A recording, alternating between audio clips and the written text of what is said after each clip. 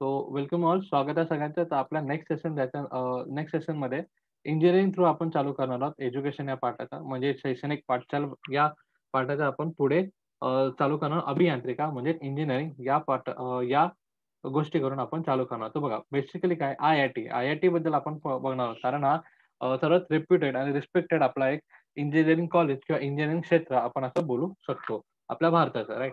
So Indian Institute of Technology, India's first IIT, was set up at the Kharpur in the West Bengal in 1995. The objective of the institute was the higher and the advanced education in all branches of engineering should be available in India and meet the country's need. The engineering college at Powai, Chennai, Kanpur, and the New Delhi was converted into IITs, and the Soviet Russia, America, German, and the UNESCO, all the extended help to set up this institutes. म्हणजे बघा त्यांनी basically काय काय सांगितलं तर बघा आपल्या भारतामध्ये बघा आपण प्रगती करत असताना आपल्या भारताची प्रगती करत असताना आपल्याला काय काय गोष्टी लागणार आहेत. तर आपल्याला चांगले रस्ते, चांगले ब्रिज, चांगले ट्रेन, चांगले बसेस, चांगले ट्रेन, नंतर चांगले विमान, चांगले नंतर आपण बोलू शकतो, की अवकाशामध्ये जर आपल्याला शोध करायचा तर चांगले आपल्याला सॅटेलाइट्स, हे सगळ्या गोष्टी आपल्याला लागणार होत्या. राइट. तर ह्या सगळ्या मशीन म्हणजे बेसिकली मला बोलायचं आहे, की आपल्याला जर प्रगती करायची असेल, तर आपल्याला मशीन हे तर लागणार आहे. म्हणजे हे तर फक्त झालं, की रोड वगैरे याबद्दल मी बोलतोय. परंतु जर आपण बघायला गेलं तर एखाद्या कंपनीमध्ये चांगले नवीन-नवीन मशीन किंवा त्यानंतर आपण बोलतो चांगला कॉम्प्युटर किंवा त्यानंतर आपण बोलत होतो त्याच्यासाठी लागणारे हार्डवेअर किंवा सॉफ्टवेअर्स आपण बोलत होतो बेसिकली. त्याच्या सॉफ्टवेअर पण आपण बोलतो. नंतर आपण बोलत होतो, की मोठे-मोठे क्रेन्स किंवा कोणत्याही कन्स्ट्रक्शन करताना लागणारी प्रत्येक एक वस्तू किंवा कोणतीही गोष्ट बनवण्यासाठी जे काही वस्तू किंवा जे काही मशीन्स जे काय लागणार आहे, ते आपण बेसिकली कोण बनवतं? ते तर आपण बोलतो, की इंजिनिअर हा बनवत असतो किंवा इंजिनिअर त्याचे कन्सेप्ट किंवा इंजिनिअर हा त्याचा शोध लावत असतो आणि ते त्या गोष्टी नवीन-नवीन गोष्टी तो बनवत असतो. तर बघा इंजिनिअरिंग हे जर शिक्षण आपल्याला घ्यायचं असेल, तर कुठं घेऊ शकतो? तर बघा भारतामध्ये आणि आपल्यालाही माहिती आहे, की आपल्या महाराष्ट्रामध्ये खूप असे इंजिनिअरिंग इन्स्टिट्यूट आहेत. परंतु आहे आणि ते चांगले इंजिनिअरिंग घडवत असतात. परंतु त्याहून सर्वात उत्कृष्ट आणि सर्वात चांगले इंजिनिअर म्हणजे कोणते? आपले इंडियन इन्स्टिट्यूट ऑफ टेक्नॉलॉजीमध्ये म्हणजे आय-आय-टी मधून निघणारे विद्यार्थी किंवा आय-आय-टी मधून निघणारे इंजिनिअर्स म्हणजे तिथेच प्रशिक्षण घेतलेले इंजिनिअर. कारण बेसिकली आपण बोलतो, की हे जे आय-आय-टीज आहेत म्हणजे कोणते इंडियन इन्स्टिट्यूट ऑफ टेक्नॉलॉजी ज्या आय-आय-टीज आहेत ते कुठे-कुठे आहेत? तर सर्वात पहिला जो होता तो खारपूर, वेस्ट बंगाल 1995 म्हणजे वेस्ट बंगालमध्ये व पश्चिम बंगालमध्ये खारपूर या ठिकाणी पहिला आय-आय-टी प्रस्थापित करण्यात आलं. परंतु त्याच्यानंतर पवई, चेन्नई, कानपूर, न्यू दिल्ली असे जे जागा आहेत म्हणजे पवई आपला मुंबईमध्ये बघू शकतो राइट. पवई नंतर चेन्नई, कानपूर नंतर न्यू दिल्ली यामधले जे ठिकाण आहे, यामधल्या ठिकाणामधले इंजिनिअरिंग कॉलेजला कन्व्हर्ट करण्यात आलं आय-आय-टीमध्ये. ते पण कोणाच्या मदतीने? तर ते सोव्हिएत रशिया म्हणजे रशियाच्या मदतीने, अमेरिकाच्या मदतीने, जर्मनीच्या मदतीने आणि युनेस्को. तर ह्या all the extended help to आणि हे सगळ्या जणांनी आपल्याला आय-आय-टीज फॉर्म करण्यामध्ये हेल्प केलं. म्हणून या इन्स्टिट्यूट किंवा या जागेचं जो प्रशिक्षण आहे, हे दर्जेदार प्रशिक्षण आहे असं म्हटलं येतं आणि दर्जेदार प्रशिक्षण ते आहे सुद्धा.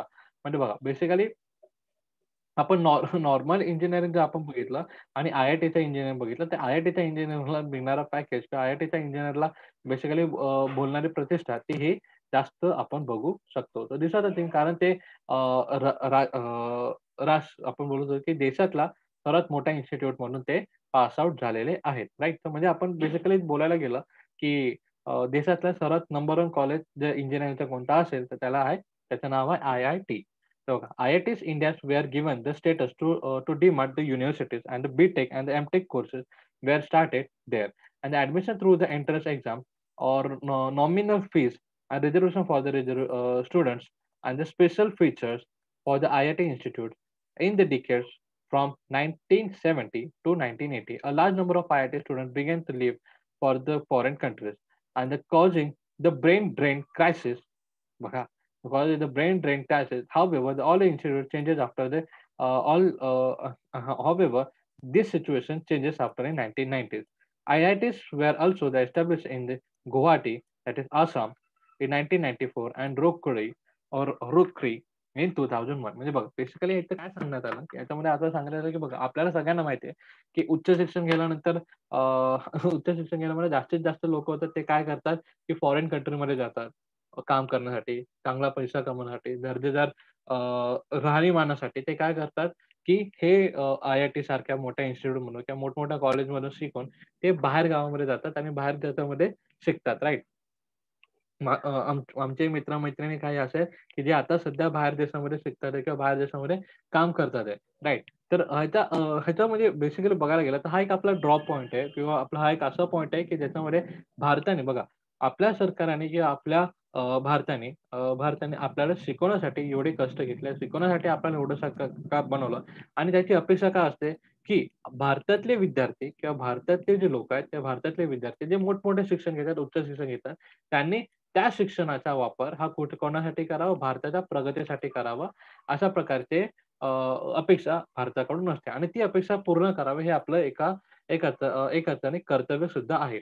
परंतु बघा, सिनारिओज असं होतात, की जेव्हा त्यांना रिझर्व्हेशन वगैरे भेटणार, चांगले कमीत कमी फीज आपण बघितलं तर IIT भलेही एवढा मोठा कॉलेज असेल, परंतु त्याची फीज बघाल ना, तर फीज सुद्धा आपल्याला सामान्य माणसाला परवडेल किंवा सामान्य माणसाला ती झेपेल अशा प्रकारची असते. आणि बघा कारण त्याच्यामध्ये एंट्री घेण्यासाठी आपल्याला खूप असे म्हणजे पैशापेक्षा जास्त आपल्याला बोलू शकतो बेसिकली मार्क हे इम्पोर्टंट असतात. पैशापेक्षा जास्त तुम्हाला मार्क्स, तुमचा अभ्यास आणि तुमची बुद्धिमत्ता हे किती आहे, हे घेणं इम्पोर्टंट असतं. म्हणजे ज्याला जास्त मार्क केलं, ज्याला जास्त पर्सेंटेज असेल, त्या लोकं IITमध्ये प्रवेश त्यांना भेटू शकतं, राइट?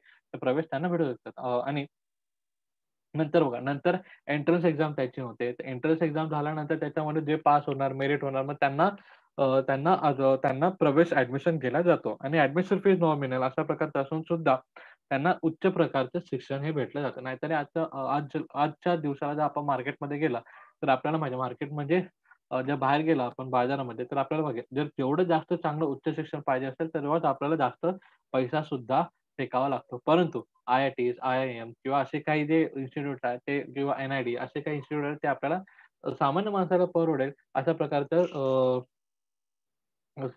शिक्षण किंवा अशा प्रकारच्या सामान्य माणसाला एवढा पैसा त्यांना उच्च शिक्षण देण्यात येतं. कारण त्यांना पैशापेक्षा आपण बोलू शकतो बेसिकली ज्ञान हे इम्पोर्टंट असतं. आणि यानंतर आपण पुढचं बघूया. पुढे काय झालं होतं जेव्हा 1970 ते 1980 या दरम्यान 1970 ते 1980 च्या दरम्यान काय करायचे म्हणजे मुलं काय करायचे विद्यार्थी ते शिक्षण तर घ्यायचे IIT मधून, परंतु ते बाहेर देशामध्ये जाऊन काम करण्याचं ते स्वप्न बघत असेल आणि बाहेर देशामध्ये काम सुद्धा ते करायला जास्तीत जास्त लोकं जात होते. ह्याच्यामुळे काय आलं, ह्याच्यामुळे आपल्यामध्ये ब्रेन ड्रेन क्रायसिस भारतामध्ये ब्रेन ड्रेन क्रायसिस आला. ब्रेन ड्रेन क्रायसिस म्हणजे काय? त्याला आपण ब्रेन ड्रेन क्रायसिस म्हणजे उच्च शिक्षित विद्यार्थी कायमस्वरूपी परदेशात जाणे. म्हणजे ते काय करायचे, हे बघा भारताला त्यांची गरज आहे. बघा बघा आपण आपण शिक्षण घेतोय, आपण सगळे बघा आपण शिक्षण घेतोय, आपण उच्च शिक्षण घेऊ. तर हे कशासाठी घेतोय आणि आपल्याला सरकारी उच्च शिक्षण देत आहे. बघा आपण मेहनत करतोय आणि आपल्यासाठी सरकारने खूप असे फॅसिलिटीज चालू केलेले आहेत. म्हणजे आपण बोलतो की मेडिकल म्हणावं, कॉम्प्युटर म्हणावं किंवा मॅनेजमेंट म्हणावं, या सगळ्या क्षेत्रामध्ये इंजिनिअरिंग क्षेत्रामध्ये आपल्याला आपले सरकार काय देत आहे शिक्षणाची संधी देत आहे. कमीत कमी फीजमध्ये आपल्याला उच्च शिक्षण आपल्याला प्राप्त होतं. तर आपली काय कर्तव्य आहे? आपले कर्तव्य आहे की आपण आपले देशासाठी ते जो नॉलेज आहे किंवा तो जो बुद्धिमत्ता आपण जे प्राप्त केलेली आहे, तो सगळं प्राप्त करून किंवा तो वापरून आपण आपल्या देशाचा विकास कसा करू शकतो, यासाठी प्रयत्न आपण करतो. जसं आपण बोलतो बेसिकली नंतर आपण बेसिकली बोलतो डॉक्टर APJ अब्दुल कलाम. तर हेही लोकं होते. नंतर बाबासाहेब आंबेडकर. हे लोकं कसे होते? ह्या लोकांनी उच्च शिक्षण बाहेरून प्राप्त केलं किंवा त्यांनी भारतामध्येच उच्च शिक्षण प्राप्त केलं आणि नंतर त्यांनी तोच शिक्षण किंवा ती जी बुद्धिमत्ता ती भारताच्या विकासासाठी वापरली. तर बघा अशा प्रकारचे आपणही सुद्धा कुठे ना कुठे आपलं कर्तव्य की आपले जो नॉलेज आहे तो भारतासाठी किंवा आपल्या देशासाठी वापरावं. यासाठी आपल्याला प्रयत्न केलेला हवे. परंतु 1970 1980 च्या दरम्यानमध्ये काय झालं होतं, तेव्हा परिस्थिती भारताची तशी होती, की भारतामध्ये आपण बोललो होतो, की रोजगार प्राप्ती जास्त होत नव्हती किंवा उच्च शिक्षण लोकांसाठी त्या प्रकारचे त्यांना रोजगार मिळत नसेल. त्यासाठी ते काय करत होते, त्यासाठी त्यासाठी ते लोक जास्तीत जास्त बाहेर बाहेर पडत होते, म्हणजे देशाच्या बाहेर ते पडत होते. परंतु बघा, परंतु 1990 नंतर 1990 नंतर अशी परिस्थिती कमी व्हायला लागली. का? कारण आपल्याला माहिती आहे 1991 ला काय झालं? 1991 ला ग्लोबलायझेशन झालं. ग्लोबलायझेशन झालं म्हणजे काय?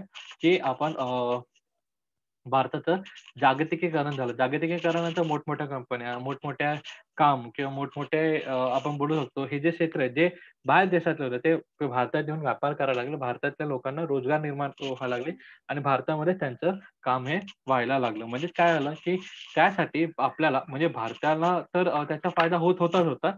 परंतु भारतीय लोकं जे होते, भारतीय लोकांना सुद्धा उच्च दर्जाची नोकरी किंवा चांगल्या प्रकारचे जे पगाराची नोकरी आपण बोलवतो, ही भारताबाहेर न जाता त्यांना भारतातच प्राप्त व्हायला लागली. आणि त्यानंतर आपण बोलतो की 1994-2000 मध्ये रोकटी रुरकी आणि आपण बोलतो गुवाहाटी या ठिकाणी काय झाले, की नवीन IITs एस्टॅब्लिश झाले. ठीक. So this was the story of the IIT. आता आपण बघूया IIM. IIM म्हणजे काय? ते Indian institute of the management. सो मॅनेजमेंटमध्ये आपण बेसिकली बोलतोय काय गोष्टी आहेत ते आपण बघूया. So let's go. So what is the thing? तर बघा, as a high quality engineers we are producing from the IIT. म्हणजे ज्याप्रमाणे सर्वात चांगले उच्च दर्जाचे जे काही इंजिनिअरिंग आहेत ते IIT मधून निघतात. ओके. IIT मधून निघतात. त्याचप्रमाणे सर्वात उच्च प्रकारचे आणि उच्च प्रकारचे मॅनेजर्स किंवा उच्च ह्याच्यातले जे मॅनेजर आपण बोलवतो चांगल्या दर्जाचे ते कुठून निघतात? IIM मधून निघतात. The centre and the Gujarat government started the Indian institute of management to mold the skill of manager. And the Harvard Business School in the America helped to set up the IIM Ahmedabad. The IIM has been set up in the Kolkata, Bangalore, Lucknow, नंतर विका कोझिकोडे, नंतर Indore and the Shillong. तर असे जे काही जागा आहे त्या जागेमध्ये आपण IIM हे एस्टॅब्लिश झालेलं बघू शकतो. आणि IIM कोणाच्या हेल्पने झालेलं आहे? तर बघा, IIM हे आपण बघू शकतो बेसिकली हार्वर्ड बिझनेस स्कूल, म्हणजे ज्यामध्ये जास्तीत जास्त करून MBA स्टुडंट किंवा जे मॅनेजमेंट करू शकते, ज्यांना मॅनेजर बनायचे, उच्च पदावर जाण्याचे आणि कोर कोर तुम्हाला माहिती आहे एक शब्द असेल कोर. कोर मीटिंग होते आणि कोर मेंबर. तर कोर मीटिंग म्हणजे असं म्हणजे एखाद्या कंपनीचा किंवा एखाद्या संस्थेचा जे काही निर्णय असेल ते सगळा निर्णय घेण्याची ताकद ज्यांच्याकडे असेल किंवा ज्यांच्याकडे जे पॉवर असते त्यांना आपण कोर असं म्हणत असतो. तर लाईक कोर मीटिंग किंवा कोर मेंबर पर्यंत जाण्याची जाण्याची ज्यांची इच्छा असते आणि ज्यांना ते स्किल्स असतात. तर हे बघा IIM मॅनेजमेंट म्हणजे MBA जे मी तुम्हाला बोललो MBA ओके MBA थ्रू आपण बेसिकली बोलू शकतो, की MBA थ्रू सगळेजण मॅनेजमेंट करून उच्च पदावरती नोकरीवरती जाऊ शकतात आणि चांगल्या प्रकारचं म्हणजे बेसिकली उच्च शिक्षण घेतलं तर आपल्याला जास्त पगार तर भेटणार होते right. So this is the thing. तर उत्कृष्ट MBAs किंवा उत्कृष्ट मॅनेजर्स काढण्याची जिम्मेदारी किंवा उत्कृष्ट मॅनेजर बाहेर येण्याची किंवा उत्कृष्ट मॅनेजर घडवण्याची जिम्मेदारी कोणावरती असतात? IIM म्हणजे इंडियन इन्स्टिट्यूट ऑफ मॅनेजमेंट कडे असते right. So this is the thing. अशा प्रकारचे आहेत जे IIT आणि ज्याप्रमाणे इंजिनिअरिंगसाठी IIT आहे त्याचप्रमाणे मॅनेजमेंटसाठी IIM हे आहे.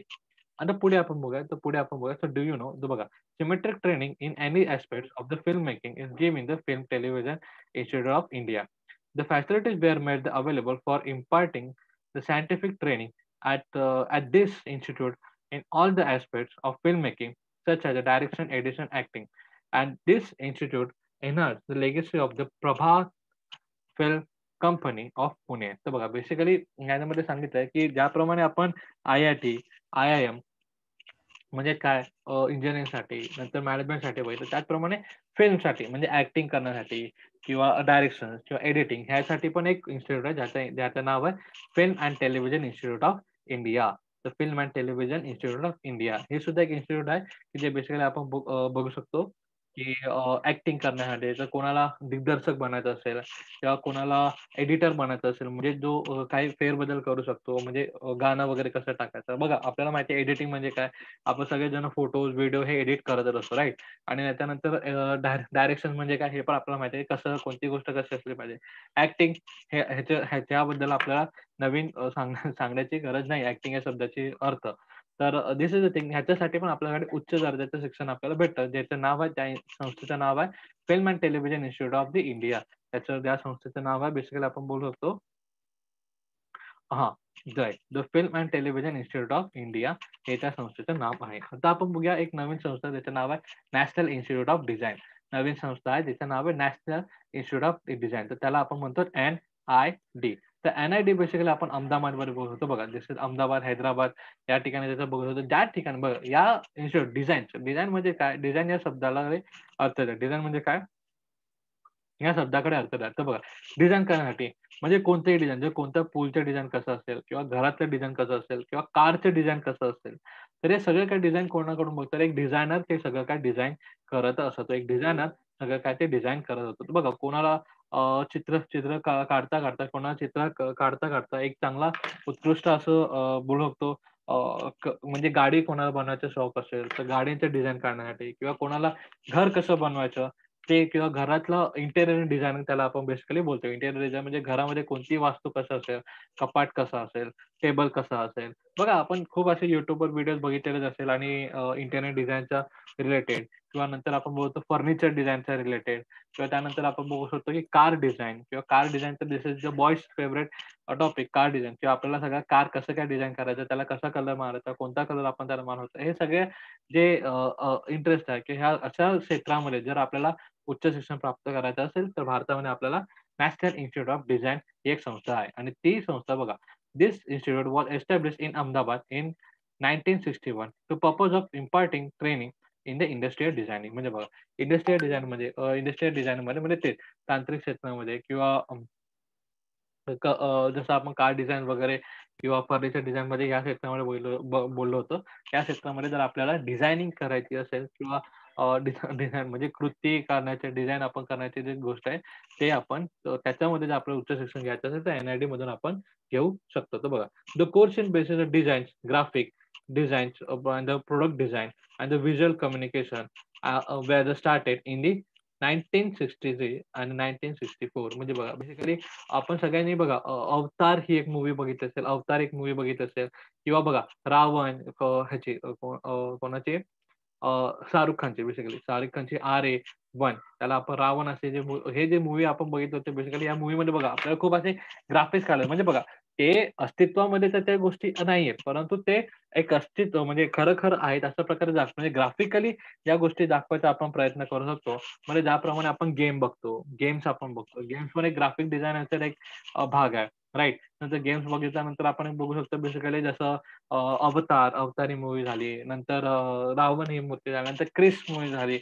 हे कसे ते बेसिकली ग्राफिकली डिझाइन करण्यामध्ये हे झालेले आहेत. तर हे अशा प्रकारचं जर आपल्याला शिक्षण घ्यायचं असेल किंवा अशा प्रकारच्या गोष्टी करण्यामध्ये जर आपल्याला इंटरेस्ट असेल, तर आपण कशामध्ये जाऊ शकतो किंवा कार्टून किंवा आपण बेसिकली बोलतो टॉम अँड जेरी हे जे कार्टून्स आहेत किंवा म्हणजे कार्टून सगळेच कार्टून फक्त टॉम अँड जेरी नाही, Shin-chan, Tom and Jerry, Doraemon हे सगळे जे कार्टून हे सगळेजण सगळ्यांच्या मध्ये जर आपल्याला करायचं असेल किंवा अशा प्रकारचे जर शिक्षण आपल्याला घ्यायचं असेल, तर आपण basically national institute of design किंवा ग्राफिक डिझाइन अशा प्रकारचे कोर्स करून आपण त्या क्षेत्रामध्ये पाऊल ठेवू शकतो. तर बघा the work done by this institute is designing in the transistor radio and the calculator and the logos of Indian Airlines and the State Bank of India. तर बघा ह्याच्यामध्ये फक्त एवढंच नाही तर आपण लोगो एखाद्या कंपनीचा लोगो कसा असेल हे सुद्धा आपल्याला कळण्यामध्ये हे सुद्धा कसं बनवायचं आणि ह्याचं प्रशिक्षण आपल्याला या इन्स्टिट्यूट मधून किंवा या संस्थेमधून आपल्याला भेटत असतं. तर यांनी काय केलं तर बघा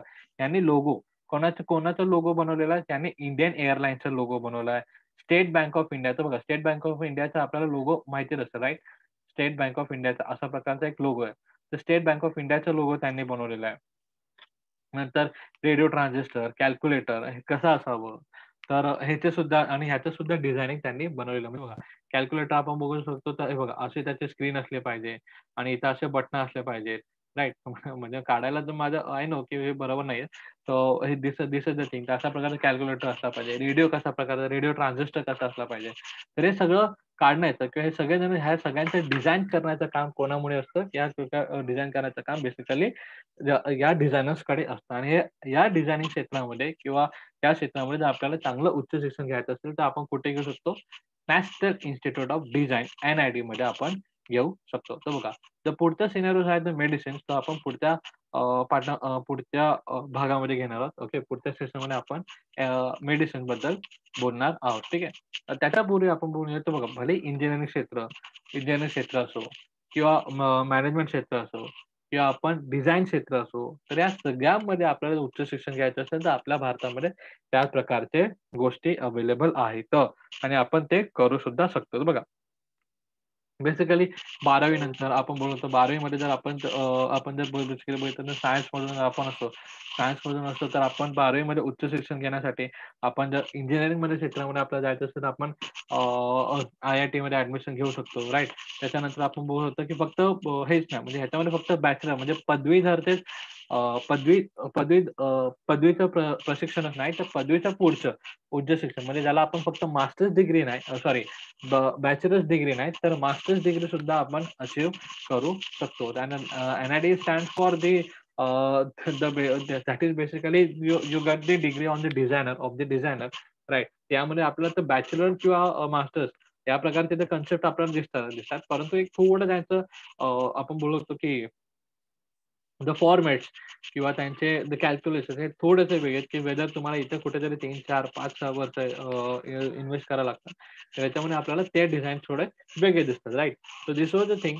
NIDमध्ये आपण जाल तर NIDमध्ये आपल्याला शुअरली आपल्याला लोगो बनवायचा असेल, फर्निचर डिझाइन करायचं असेल, कार डिझाइन करायचं असेल, रूम डिझाइन करायचे असेल किंवा आर्किटेक्चर, राइट? अशा प्रकारचे प्रत्येक एक क्षेत्रामध्ये आपण एंट्री घेऊ शकतो आणि प्रत्येक एक क्षेत्रामध्ये आपण एंट्री घेऊन आपण उच्च शिक्षण प्राप्त हे करू शकतो. ठीक आहे. आणि हे पण कसं असतं बघा, हे सगळे जे नॅशनल लेव्हलचे जे सर्वात मोठ्या लेव्हलचे जे कॉलेजेस आहेत, हे सर्वात मोठ्या लेव्हलचे कॉलेज आहेच आहे. परंतु त्यांच्यासोबत बघा, त्यांच्यासोबत आपण बोलत होतो, की फीस पण त्यांची आपल्याला परवडेच आहे. परवडत मीन्स आपल्याला झेपणारी आहे आणि आपल्याला उच्च शिक्षण सुद्धा प्राप्त होण्याचे होऊ शकते, right? So this is the thing. तर यांच्यामध्ये आपल्याला या क्षेत्रामध्ये किंवा या ज्या इन्स्टिट्यूट आहे यांच्यामध्ये आपल्याला हॉस्टेल फॅसिलिटीज नंतर जेवण वगैरे हे हॉस्टेल फॅसिलिटी, जेवण आणि तिथेच प्रशिक्षण घेऊन आणि तिथेच आपण राहण्याची सगळ्या सोयी तिथेच आपल्याला प्राप्त होऊ शकतात. So this was the thing. तशा प्रकारे हे जे आपण राज्य पातळीवर किंवा आपण बोललो होतो की देश पातळीवर जे उच्च शिक्षण आपल्याला प्राप्त करायचं ते आपण घेऊ शकतो या IIT, NID आणि IIM मधून. ठीक आहे. So this was the thing. हे आपण बघितलं. आता आपण बघूया research and institute in medicines पुढच्या सेशनमध्ये. ठीक आहे. यात कोणाला काय डाऊट असेल योगेश यांना तुम्ही विचारू शकता.